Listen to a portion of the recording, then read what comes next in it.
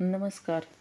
आजच्या व्हिडिओमध्ये आपण तुळशीला हिरवीगार तसेच टवटवीत ठेवण्यासाठी आणि तिची योग्य काळजी घेण्यासाठी काय उपाय करावयाचे आहेत, जेणेकरून तुळस हिरवीगार आणि चांगली राहील, हे आपण आजच्या व्हिडिओमध्ये जाणून घेणार आहोत.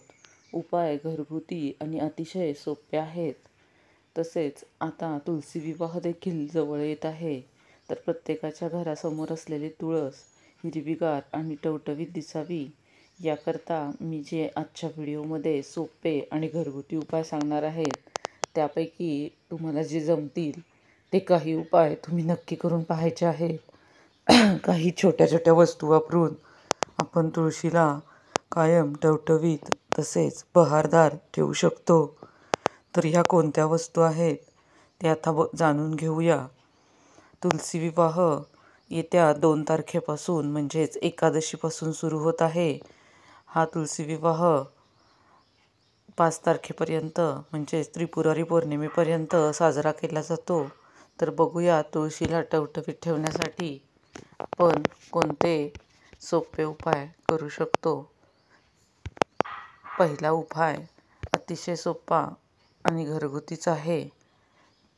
तो म्हणजे नारळाच्या शेंड्या ज्या असतात त्या जाळायच्या, म्हणजेच नारळाचं साल काढलेलं, आणि तुळशीच्या मातीमध्ये त्याची राख मिसळायची आहे.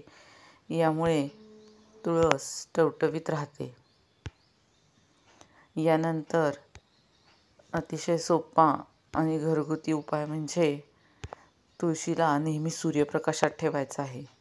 तुळशीला सूर्यप्रकाश मिळणं अतिशय महत्त्वाचं आहे. तसेच धार्मिकदृष्ट्या देखील तुळशीचे आपल्या हिंदू धर्मामध्ये खूपच महत्त्व आहे. घरासमोर तुळशीचे रोप असणे हे अतिशय शुभ मानले जाते. जागेअभावी आपण तुळशीचे रोप कुंडीत लावतो, पण ते काळजी घेऊन देखील काही वेळा कोमेजून जाते. त्याच्या वाढीसाठी चांगली पोषक तत्व असलेलीच माती वापरावी. तसेच रोपांची चांगली वाढ होण्यासाठी काही दिवसांनी सतत शेणखत घालत राहावे. यामुळे देखील चांगली पोषक तत्वे तुळशीला मिळू शकतात. आपल्याकडे केळ सर्वांनाच मिळते, तर या केळाच्या सालीचे लहान लहान तुकडे करून ते मातीत मिसळावेत.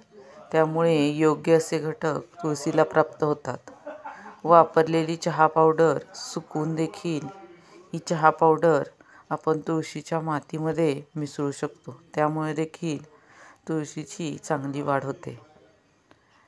त्यानंतर तुळस वाढण्यासाठी मी अगोदरच्या व्हिडिओत सांगितल्याप्रमाणे तुम्ही थोडासा सोडा देखील नक्की वापरून पहा. यामुळे देखील बहरदार आणि झपाट्याने तुळशीची चांगली वाढ होते. तसेच पाने देखील